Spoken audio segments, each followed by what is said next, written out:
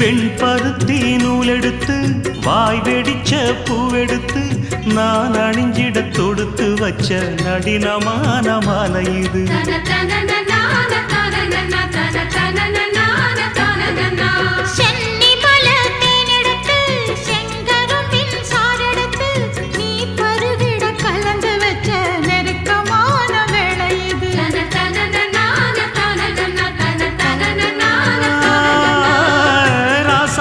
உடம்பிருக்கும் ரவிக்க துணி நானாக அன்னாடம் சூடி கொள்ள ஆசை வச்சாகாதா.